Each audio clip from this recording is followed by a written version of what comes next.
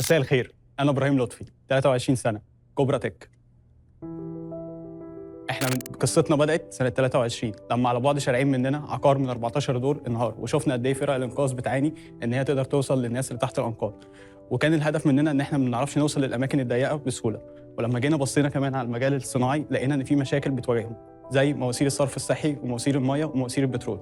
فعلشان كده بدأنا إن إحنا نعمل كوبرا بيقدر إن هو يخش شبه التعبان، الفلكسبيليتي بتاعته عاليه، ديجري فريدم بتاعته عاليه، يقدر يوصل لاصعب الاماكن الانسان ما يقدرش يوصل لها، وفي نفس الوقت محقق السيفتي والريبيليتي اللي انا اقدر اعتمد عليه جوه لوحدي. بيقدر ان هو يوصل لحد 3 ديجري فريدم، يقدر ان هو يتحرك للاكس والواي والزد.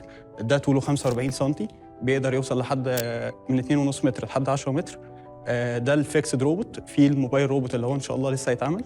الماركت سايز اللي احنا متارجتينه بيوصل ل 2 مليار دولار على مستوى العالم، نص مليار دولار على مستوى المينا ريجن وافريقيا. احنا متارجتين 5 مليون دولار في اول 5 سنين.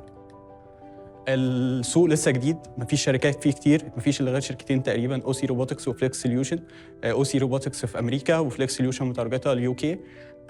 احنا بنتميز عنهم ان احنا بنقدر نعمل كستمايزيشن للروبوت يقدر ينفذ كذا تاسك مش تاسك واحده.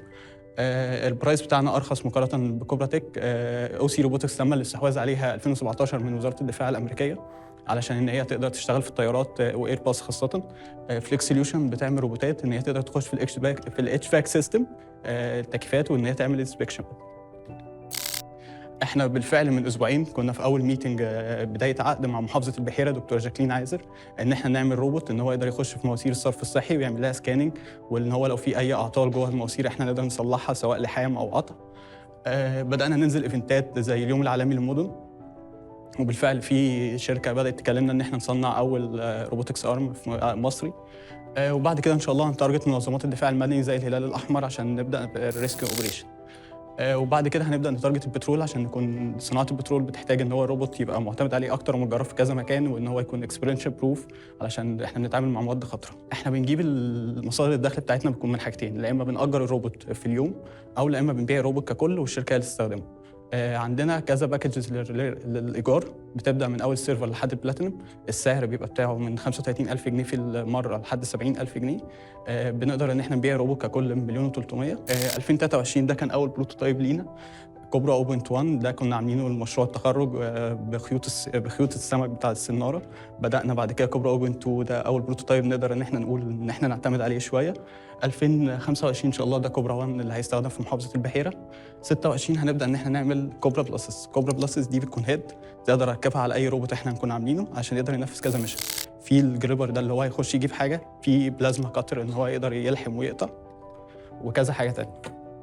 الاسك بتاعنا بيكون 6 مليون جنيه متقسمين 35% علشان نجيب الماتيريال اللي احنا نصنعها. كان في تعاون هيبقى مع الهيئه العربيه للتصنيع بفضل دكتور اسماعيل ابو غفار، هنقدر ان احنا نصنع هناك. 10% سيلز وماركتنج، 25% ار ان دي، 30% اوبريشن. التيم انا ابراهيم لطفي، واستاذن باشمهندس احمد مازن شريكي في التيم يتفضل.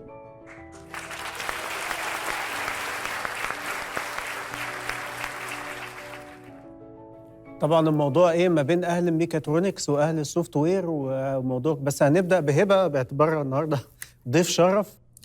طيب انا السؤال بتاعي هل انتوا عملتوا، لان انا في حاجات ما سمعتهاش كويس في البرزنتيشن فعايزه اتاكد منها، هل انتوا اوريدي عملتوا اي فاليديشن؟ اتكلمتوا مع اي حد من الكاستمر سيجمنتس؟ اتكلمتوا مع الدفاع المدني؟ اتكلمتوا مع حد من الصرف الصحي؟ زي ما قلت، هو في كان من اسبوعين ميتنج مع محافظه البحيره دكتور جاكلين عايزر، وقعدنا بجد مع شركه الصرف الصحي في مستوى البحيره. احنا كان عايزين نعمل روبوت ان هو يقدر يخش المواسير دي، يقدر ان هو يشوف حاله المواسير باديه فين، ناحيه فين، الكلام ده بس كله. يعني في تسريب، الروبوت جوه وبعت انه في تسريب، هياخد اكشن هيحل المشكله، ولا ده بقى في الفيرجن اللي انت قلت لسه الفيرجن اللي هيجي 26 26؟ 25 لا، هو هيخش يعمل لها سكاننج 3 دي برنت 3 دي سكاننج، هيطلع لي الداتا عشان هم ما عندهمش اصلا الحاجات دي. يعني مونيتورنج، يعني النهارده اتس مونيتورنج ريل تايم، بيدخل فيس 2 هيبقى هينفذ، هنغير action. البورتات ان هو يقدر يعمل بلازما لحام او يعمل اي حاجه. طيب انا عندي سؤال بس صغير. الكومبيتيشن، يعني انا عارف ان الموضوع ده موجود، ايه اللي يخلينا نسبورت الموضوع ده وفي اوريدي بدايل سواء محليه او دوليه؟ هل مثلا هتقدم خدمه افضل ولا سعر افضل؟ حتى جدول الكومباريزون اللي انت كنت عامله ما حسسنيش قوي بالميزه التنافسيه، يعني انت بتعمل ده ليه؟ تمام. انا بعمل ده ليه؟ علشان انا واثق ان هو هيقدر. ديجري فريدم بتاعته مفيش حد تقريبا في الكومباترز قدروا يوصلوا لها. الديجري اوف فريدم يعني الثانيه اللي يقدر يتم حرية بالظبط، الحركة حريه جوه. الحركه بتاعته. طب ما تشرحوا لنا اكتر، لان احنا مش فاهمينه يعني ايه الديجري اوف فريدم. الانجل وهل دي فعلا الزاوية. تخليني استثمر في الموضوع ده بدل ما الجا لحاجه موجوده واشتغل بيها على طول؟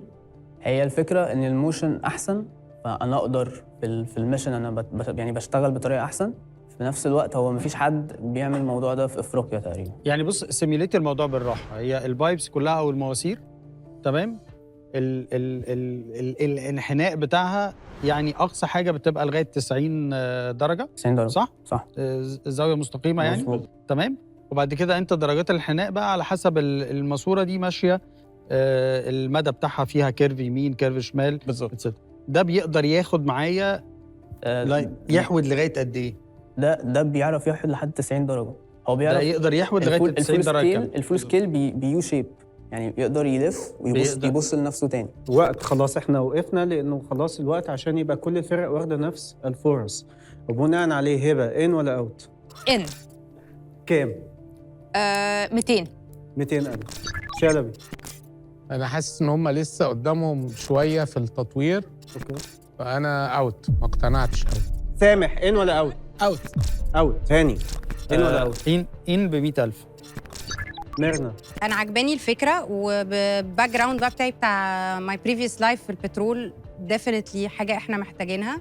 شايفه انه لسه في شويه تطور ودراسات اكتر، والحاجات اللي اقترحتها دكتوره هبه يعني يدرسوه اكتر.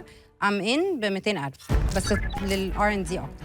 مبروك، يبقى ألف مبروك فريق كوبرا تك الأكاديمية العربية للعلوم والتكنولوجيا والنقل البحري. 500,000 جنيه دعم من جين زي. ألف مبروك. برافو عليك.